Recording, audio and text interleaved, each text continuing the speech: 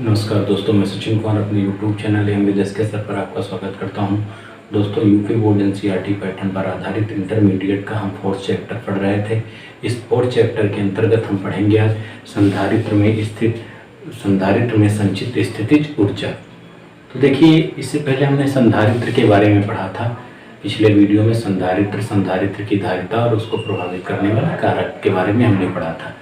संधारित्र में जो संचित स्थितिज ऊर्जा होती है वो क्या होती है कि जैसे हमारा कोई संधारित्र है या चालक है, तो संधारित्र या चालक को आवेशित करने के लिए जो हम कार्य करते हैं वही आवेशित करने में किया गया जो कार्य होता है वही संधारित्र में संचित स्थितिज ऊर्जा कहलाता है। ठीक, तो किसी चालक या संधारित्र को आवेशित करने में किया गया कार्य ही संधारित्र या चालक की क्या कहलाता है? स्थितिज ऊर्जा कहलाता है।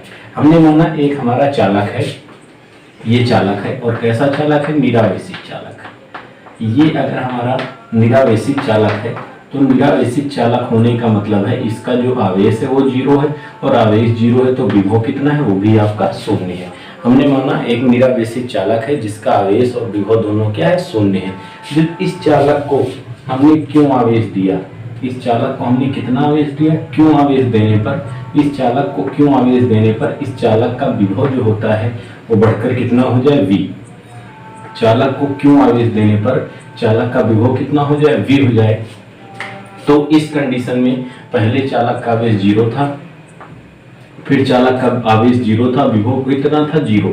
जब हमने चालक को क्यों आवेश दिया तो क्यों आवेश देने पर उसका विभव कितना हो गया? V। तो हम निकाल ले चालक का औसत विभव।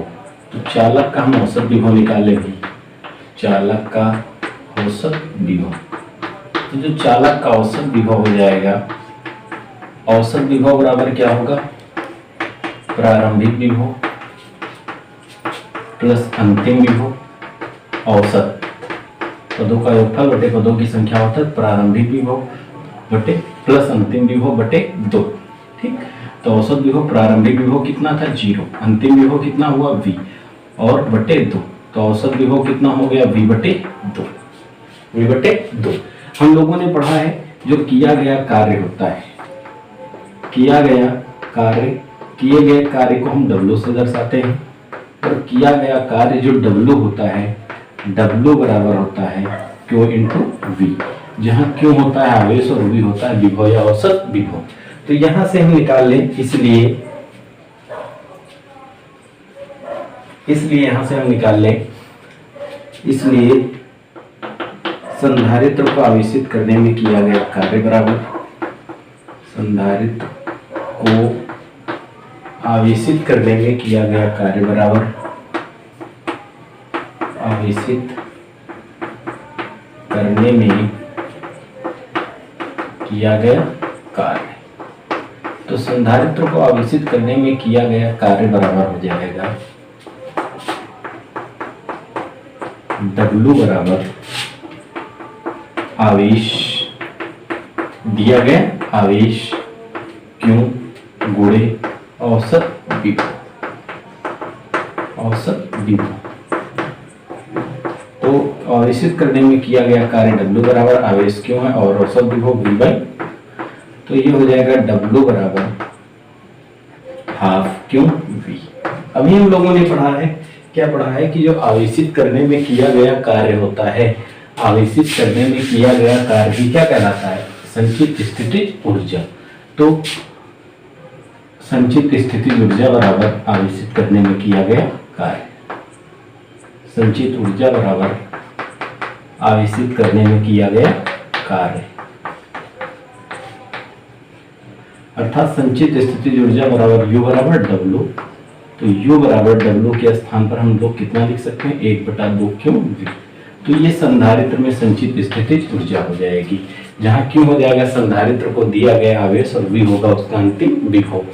ठीक, यहीं से अगर धारिता के पदों में हम निकाले तो हम जानते हैं यदि कहा जाए संधारित्र की धारिता दी या चालक की, यदि चालक की धारिता C हो, धारिता कितनी हो? C हो, तो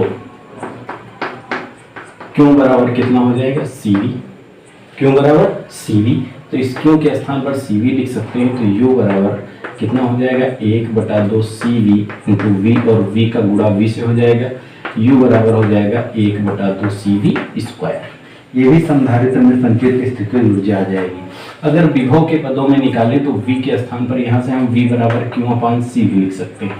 तो यहाँ से संचित स्थिति ऊर्जा कितनी हो जाएगी, U बराबर 1/2 Q, V के स्थान पर Q/C लिखेंगे तो Q²/C।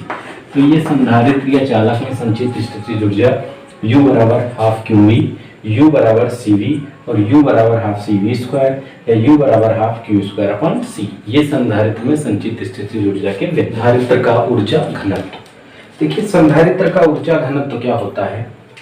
संधारित्र के ऊर्जा घनत्व को हम स्मॉल u से दर्शाते हैं। स्मॉल u बराबर होता है कैपिटल U/V। कैपिटल U/V जहाँ U होती है संचित स्थितिज ऊर्जा,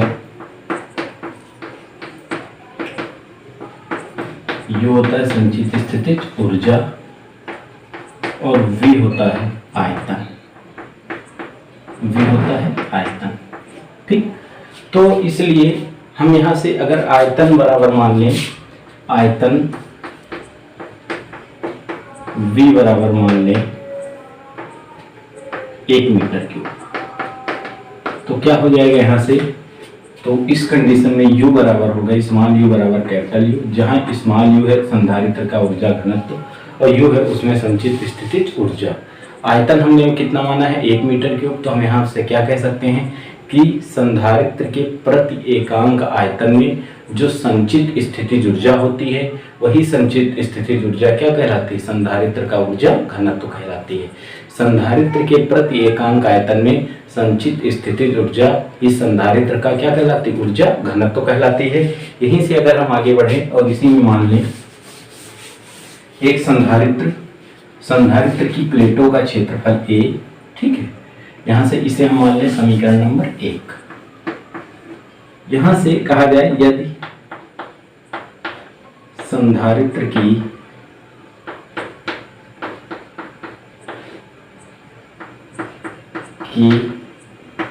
धारिता C, या कहा जाए संधारित्र की प्लेटों का क्षेत्रफल A, प्लेटों का क्षेत्रफल A, प्लेटों के बीच स्थित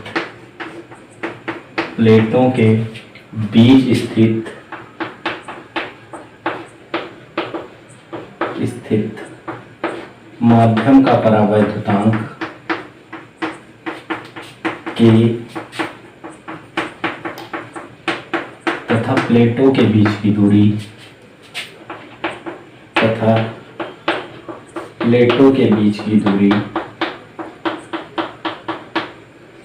D हो तो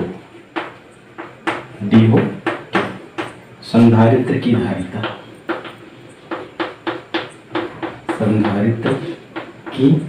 धारिता जो होती है वो C बराबर होती है KA/0/D। हम लोगों ने पढ़ा था कि अब जहाँ K संधारित्र के प्लेटों के बीच स्थित माध्यम का परावैद्युतांक, A प्लेटों का क्षेत्रफल, ε0 निर्वात की वैद्युतशीलता और D होती प्लेटों के बीच की दूरी। तो जो संधारित्र की धारिता होती है इस कंडीशन में C बराबर होती है KA/0/D।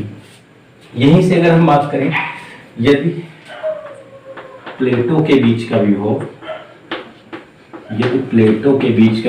V हो, विभव V हो तो संचित स्थितिज ऊर्जा,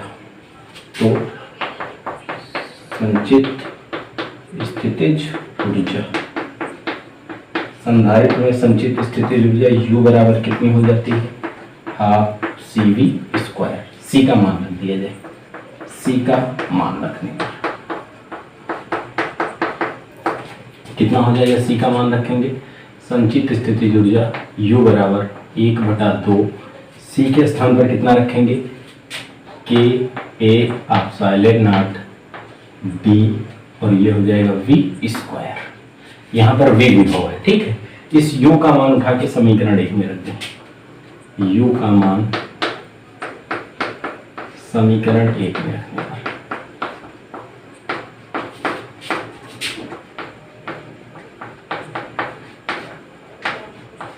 समीकरण 1 में रख देंगे तो स्मॉल u बराबर कैपिटल U के स्थान पर 1/2 के a epsilon not d v square बटे v हमारा आयतन है। और हम लोगों ने पढ़ा है कि जो आयतन होता है, आयतन बराबर होता है क्षेत्रफल गुणे दूरी। ठीक, आयतन जो होता है, आयतन का मात्रक होता है मीटर क्यूब, क्षेत्रफल का मात्रक मीटर और दूरी का मात्रक मीटर, क्षेत्रफल का मात्रक मीटर स्क्वायर और दूरी का मात्रक मीटर। तो मीटर स्क्वायर और मीटर का गुणा हो जाता है, मीटर क्यूब बन जाता है। ठीक है, तो हम आयतन के स्थान पर लिख सकते हैं a इंटू डी। ये जो आयतन v है इसके स्थान पर हम कितना लिखेंगे a इंटू डी। ये डी इसके साथ आ जाएगा तो u बराबर 1/2 के a epsilon not v square. यहाँ से ये डी इसके साथ आ जाएगा, ये हो जाएगा a into D into D. A से आपको कैंसिल हो जाएगा, ये हो जाएगा u बराबर 1/2 के epsilon not D D D square. तो इसको हम लिख सकते हैं v/d का होल स्क्वायर, जहाँ v प्लेटों के बीच का विभवांतर और d हो जाएगी प्लेटों के बीच की दूरी। ठीक, विभवांतर हम जानते हैं विद्युत क्षेत्र की जो तीव्रता होती है E बराबर होती है v/d। इसलिए हम यहाँ से कितना लिख सकते हैं u बराबर 1/2 के epsilon not into E square. ये हो जाएगा संधारित्र का ऊर्जा घनत्व, जहाँ के संधारित्र की प्लेटों के बीच स्थित माध्यम का परावर्तनांक, एप्सिलॉन नॉट निर्वात की विद्युतशीलता, ई प्लेटों के बीच उत्पन्न विद्युत क्षेत्र की तीव्रता। तो ये हो जाए, कह सकते हैं एक तरीके से परावैद्युत संधारित्र का ऊर्जा घनत्व।